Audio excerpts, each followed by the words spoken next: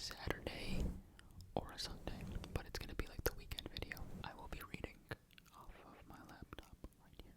We're gonna be going into the lore of Halloween. Have you ever wondered why we do the things we do on Halloween? May all your questions be answered tonight. Trick-or-treating. It is suggested that trick-or-treating evolved from a tradition where people impersonated the spirits or the souls of the dead and received offerings on their behalf. They personified the old spirits of the winter who demanded reward in exchange for good fortune.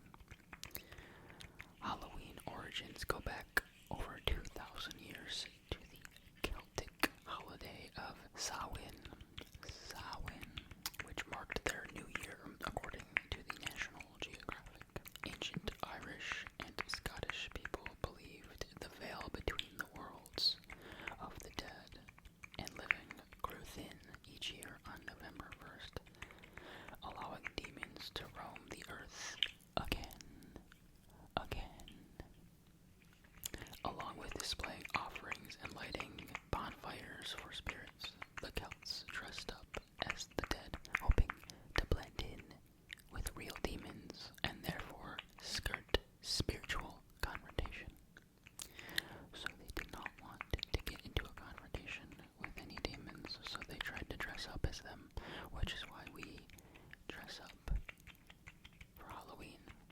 Obviously, it has taken a little bit of a different route now when people are dressing up as half-naked nuns, but, you know, back in the day, you dressed up as scary things. Did you know the term bonfire derived from bone fire, where they would burn bones, real bones? In the year 1000 BCE, the Catholic Church officially named November 2nd All Souls Day. This holiday is celebrated by the Roman Catholics and other Christian denominations to honor the living and the souls of the deceased. This holiday is preceded by All Saints Day, also known as All Hallows Day, on November 1st. During the early days of All Hallows Eve, one important tradition was the act of souling. Souling was a Christian adaptation of the Celtic tradition of mumming. Mumming was a form of traveling entertainment. Poorer members of communities would organize themselves into performance tropes, don disguises or costumes, travel from door to door of wealthy households, and perform small plays or dances with the expectation of gifts of food or money, sometimes under an unspoken threat of mischief. Souling incorporated this tradition and sought to remove the intimidating aspect of mumming and replace it with Christian value of charity. Poorer members of the community would still travel door to door of wealthy households, singing songs and performing acts of entertainment. Wealthy Christian households were expected to give alms and treats in the form of soul cakes. Soul cakes are small baked cakes similar to scones mixed with warming spices and decorated with a cross made of dried fruit or cut into the cake. A traditional English song that they used to sing at the time when they went door to door was, "Soul, soul, a soul cake. I pray thee, good missus, a soul cake. 1 for Peter, 2 for Paul, 3 for him, what made us all. Soul cake, soul cake, soul cake. Please, good missus, a soul cake. An apple, a pear, a plum, or a cherry. Any good thing to make us all merry. 1 for Peter, 2 for Paul, and 3 for him who made us all." Souling remained popular in the British Isles for many centuries, eventually becoming favored by children rather than the adults. The costumes associated with mumming also remained popular as the pagan belief of souls being free to wander the earth during Halloween continued to be widely accepted by the population. Costumes were meant to depict ghouls, goblins, devils, ghosts, and demons. These were amongst the most popular, believed to help one blend in with real spirits, therefore going unnoticed. Fun fact, it was popular for many years in North America, but nearly died off during World War II as sugar rationing severely limited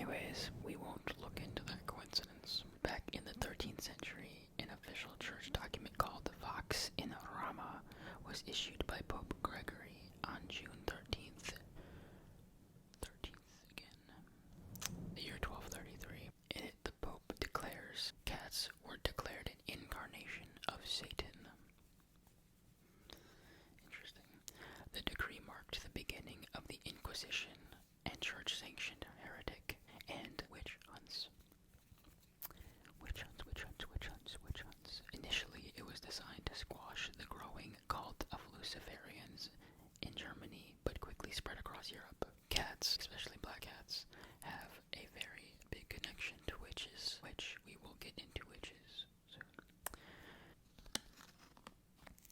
Cats, like the women accused of witchcraft, tend to exhibit a healthy disrespect of authority.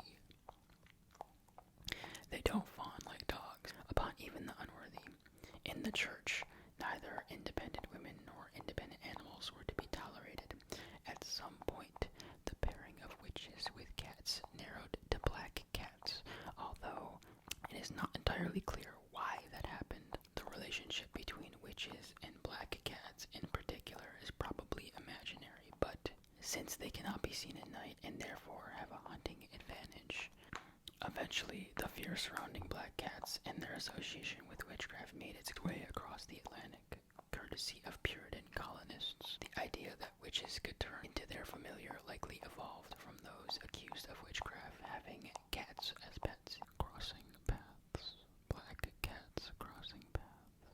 Given the belief in medieval Europe that the devil and witches were capable of taking form of black cats, it makes sense that the superstition surrounding crossing their path developed. Therefore, a black cat crossing your path might very well have been a mission from a witch. They also thought that it easily could have been the devil in disguise, as the Pope did say they were the incarnation of Satan. This explains why it is now considered a bad omen to cross the path of a black cat. Black cat, black cat. The notion continued into the Renaissance, when a black cat crossing your path might have indicated that a witch had sent her familiar to do you harm. Many fearful peasants of the day might have hurried to the nearest church and paid for the priest to bless them and rid them of any curse that might have been laid by the cat.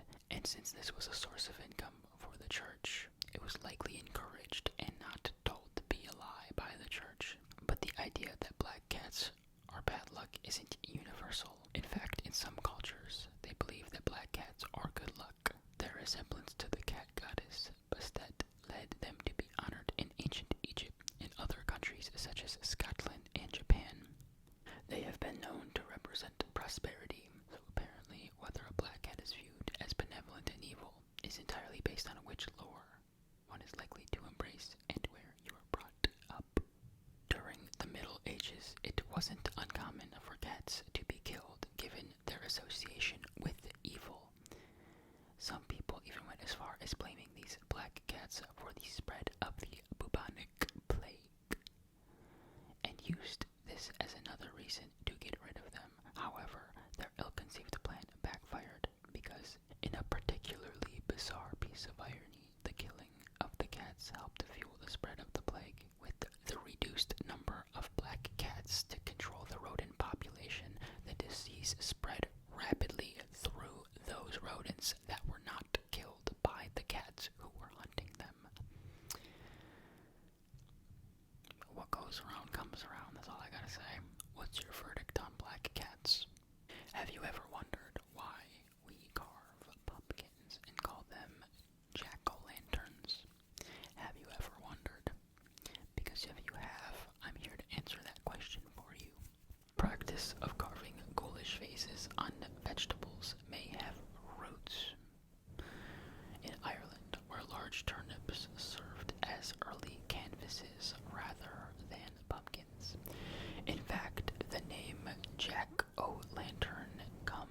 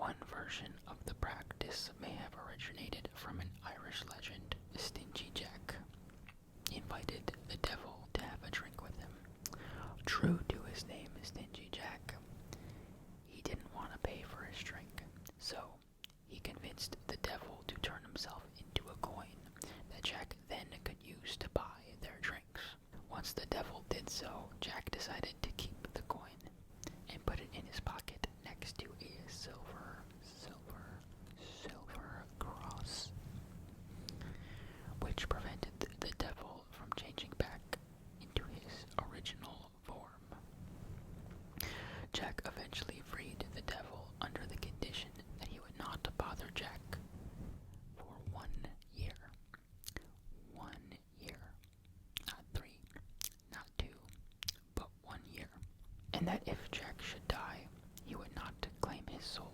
The next year, Jack again tricked the devil into climbing into a tree to pick a piece of fruit. While he was up in the tree, Jack carved a sign of the cross into the tree's bark so that the devil could not come down until the devil promised Jack to not bother him for 10 more years. Soon after that, Jack died. As the legend goes, God would not allow such an unsavory figure into heaven. The devil, upset by the trick Jack played on him in keeping his word, did not claim his soul. This would not allow Jack into hell. He sent Jack off into the dark night with only a burning coal to light his way. Jack put the coal into a carved out turnip and has been roaming the earth with it ever since. The Irish began to refer to this ghostly figure as Jack of the Lantern, and then simply Jack O' Lantern. The story likely drew on a parallel of the term Jack O' the Lantern as akin to Will O' the Wisp, the mysterious light seen in wooded or swampy areas at night, sometimes with natural causes, other times with the result of mischievous children lighting lanterns. In Ireland and Scotland, people began to make their own versions of Jack's lanterns by carving scary faces into turnips and placing them into windows or near doors to frighten away Stingy Jack and other wandering evil spirits.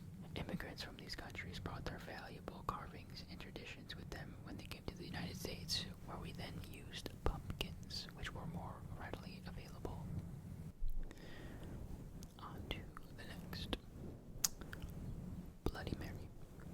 Mary Tudor was the daughter of King Henry VIII of England and his first wife, the Spanish Princess Catherine of Aragon.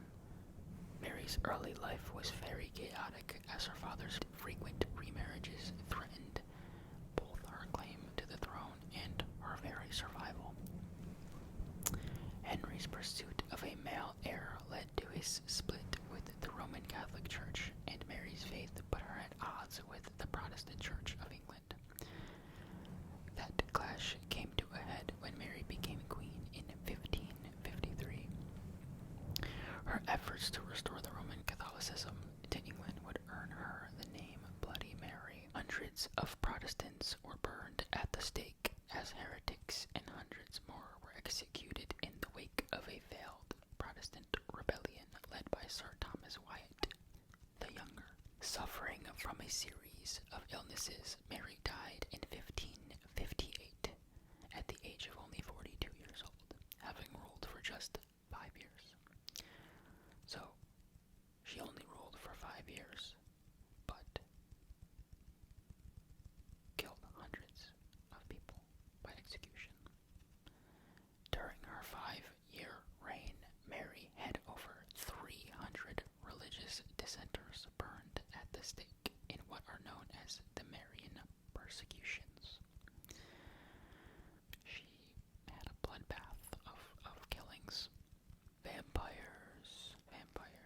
Dracula, arguably the most famous vampire of all time, is the fictional monster that became famous in the late 19th century. But some historians think that the real person, Vlad the Impaler, or Vlad III, a medieval Romanian prince who was also known as Dracula, could be based on him. The real Dracula probably didn't drink anybody's blood, but we're not going to hold our breath. But he was ruthless and had some gruesome habits of impaling his enemies with pointy stakes. However, in the northern Balkan mountains, near Vlad III's home region, locals do tell folktales about Moroi, vampire-like children. According to legend, these children who die before they are baptized and dine on the blood of cattle before leaving Earth and find their place in heaven or hell. Many other regions and cultures share similarly creepy stories about vampire-like creatures.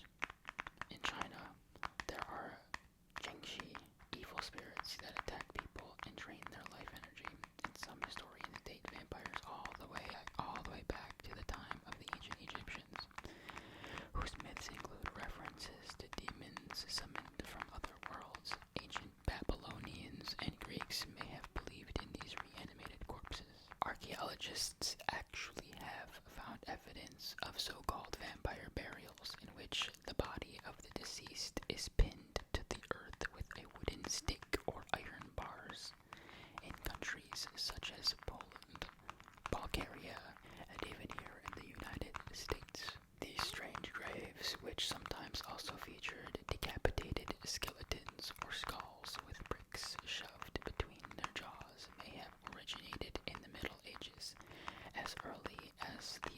century, when tales about vampires started to emerge in Europe, but people continued to bury suspected vampires this way into the 18th century in Poland. And a vampire grave discovered in Connecticut in the United States dates back to the 1830s. People likely buried suspected vampires this way to keep them from emerging from the grave. Believe it or not, believe it or not, believe it or not, believe it or not, blood drinking added a scientific element to the vampire belief, which is why some people believed it. To the people of the time, blood consumption made the vampire more believable, more corporeal than incorporeal, more scientific than the supernatural. Westerners were moving past the age of superstition. Witchcraft was decriminalized in Britain and its colonies in 1735, so intellectuals of the time, when confronted with vampiric testimonies, conceived vampirism as a disease rather than a supernatural occurrence. It's fascinating that the intellectuals don't dismiss the legends entirely. Rather, intellectuals of the time sought to explain the phenomenon in terms of science rather than phenomenon and legend.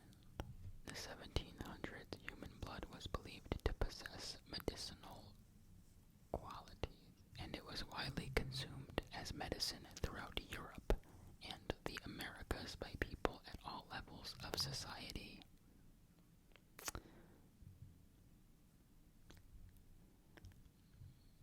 You're telling me that people drank blood in the 1700s? I mean, that wasn't that long ago. Today, historians call this medicinal cannibalism. Blood was so cheap in cost due to the common use of bloodletting as a physician's tool. Blood was believed to be the vessel of the human soul, and by imbibing blood, one imbibed life. What better medicine than a liquid with the residue of the human soul inside it? Human blood was prescribed for everything from epilepsy to failing eyesight in the 1700s, and it was believed that it would cure almost any disease. Zombies. Modern ideas about zombies arose from the blending of old African religious beliefs and the pain of slavery that defined Haiti before it gained independence from France at the turn of the 19th century. In certain traditions, African religious people believed that a human soul can be stolen from its body and bottled up for later use. But this idea took a much different form when it reached Haiti. Slaves who considered committing suicide were constantly reminded by their overseers, usually other slaves who were sometimes also voodoo priests, that if they killed themselves, they might become zombies or walking dead with no souls who are bound to do the bidding of a mortal master. Zombies could never reach their final resting place. But the modern concept of a zombie in Western culture has diverted significantly from its Haitian roots. Films portraying reanimated corpses that feast on human flesh first started popping up in the 1960s with George Romero's film The Night of the Living Dead. In 1985, on-screen zombies added human brains to their ghastly menu in the movie Return of the Living Dead. Why the undead feel such an insatiable hunger for human body parts is really anyone's guess. Witches, witches, witches, witches. After the Romans take over, Catholics began converting the Celts. The two belief systems were merged. The church then turned witches, which were those that ancient people looked to for wisdom and medicine, into devil-worshipping hags. It was believed that witches could turn into cats and other animals such as bats and spiders. These companion creatures are what we call familiars, which is what we brought up earlier. Most witches were thought to be pagans doing the devil's work. Many, however, were very simply natural healers or so-called wise women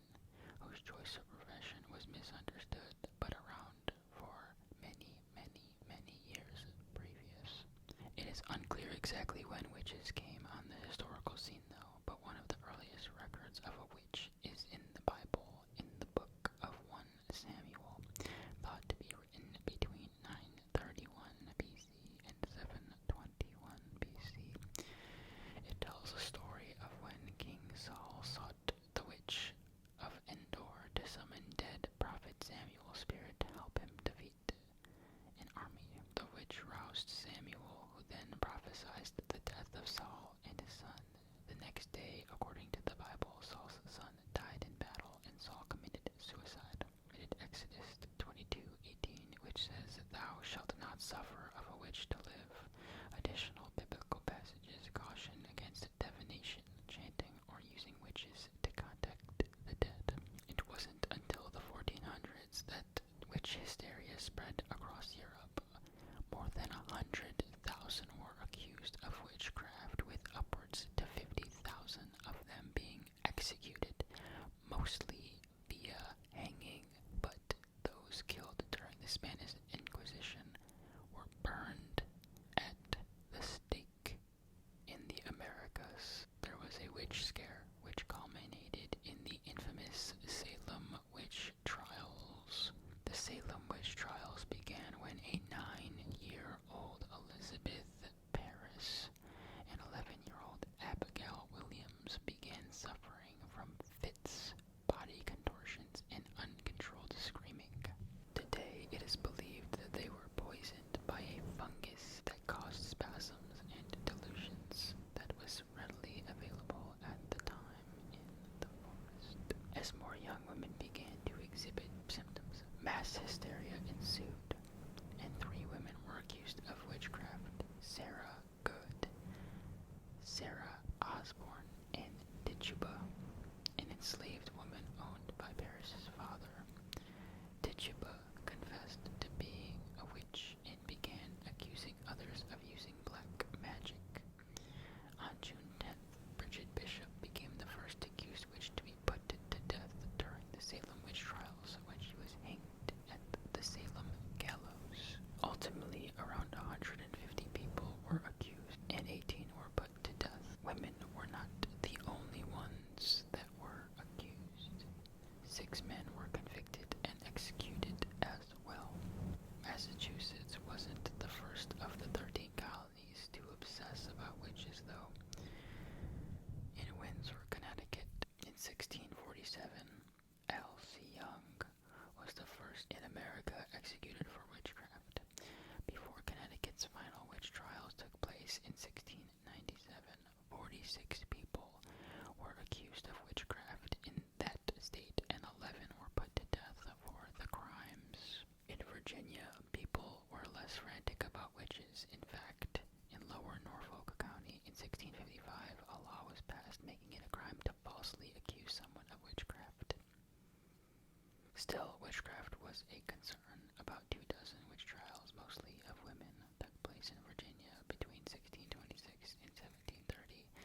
None of the accused were executed, though. My takeaway from that is that it's a lose-lose situation. It's one of those things where if they come and say, "Hey, you're a witch. If you don't tell us the truth, we're gonna kill you." What are you gonna say? "Oh, I'm not a witch," and then they kill you. But then you're gonna say, "I am a witch," and they probably will kill you too. Or you're gonna say, "I am a witch, but this person, they're a witch, and if you don't kill me, I'll tell you all of this stuff," and then they go and kill all of them. So it's really a lose-lose situation. There was nothing you could have said. It's a really bad way of thinking about things, and I think it's something that in our current day and age we need to make sure that we understand that, because it's very, very easy to go on these witch hunts where if you accuse somebody of something and it's got terrible consequences but it's not true, there's a good chance that they're gonna own up to something that they didn't actually do because you didn't really give them an option. Murders that take place on Halloween.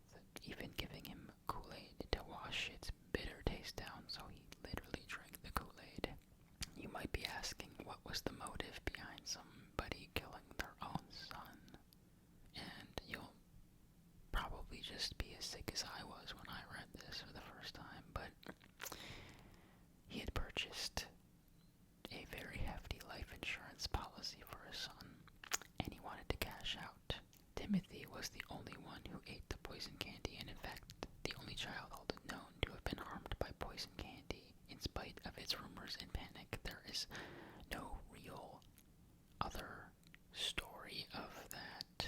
There is a lot of rumors. There are a lot of fake stories, but this is the only confirmed story on Halloween of this. This case galvanized the nation, and it is largely responsible for the beginning of the practice of parents examining their child's Halloween candy to ensure its safety. O'Brien, the father, was executed by lethal injection in Texas in 1984. The Liske Family Massacre. William, also known as P.J.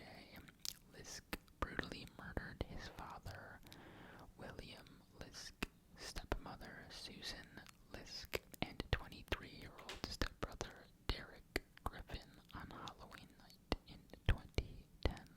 It's crazy to think that I was alive when this happened, but when Derek's 16-year-old brother, who had been staying the night at their biological father's house, discovered the bodies the next morning, he at first thought it was a Halloween prank.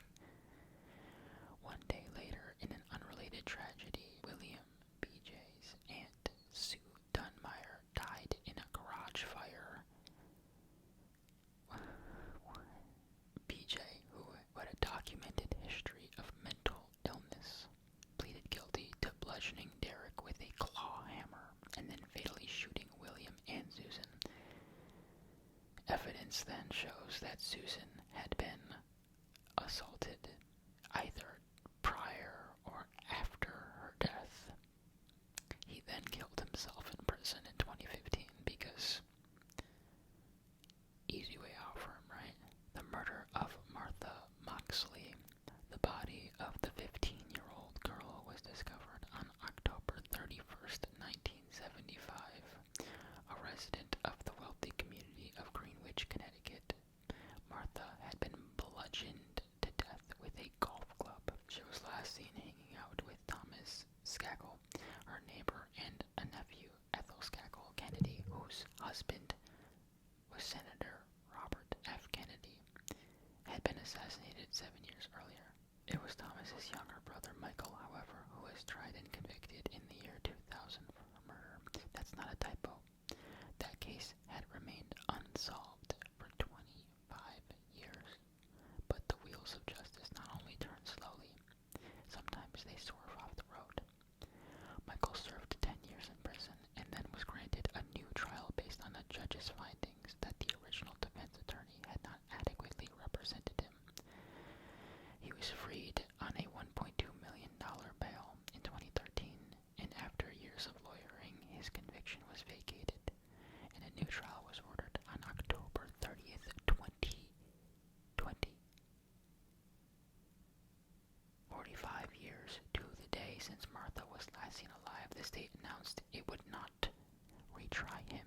In a bizarre coincidence, a best-selling true crime book about Martha Moxley's murder, published in 1999, was written by Mark Furman, the infamous cop whose racism revealed through evidence presented at the O.J. Simpson murder trial, the Egging murders. According to an informal tally by the New York Times, at least 24 people between 1984 and 2010 were seriously wounded or killed in stabbings, shootings, beatings, or accidents sparked by egg-throwing confrontations around Halloween.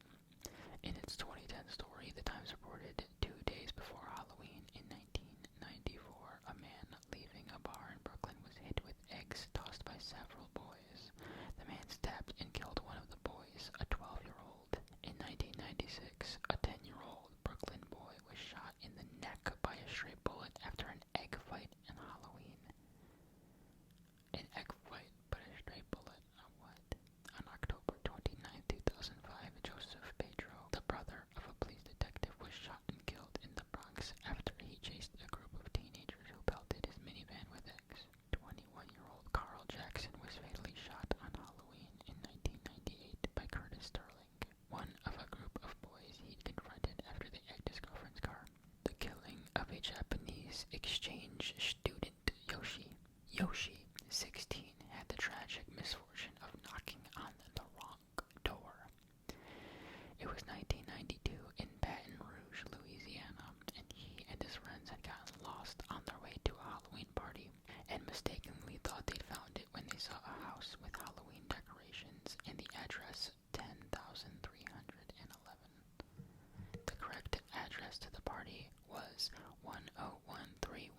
So they were looking for 10311, and they accidentally went to 10131. What an eerie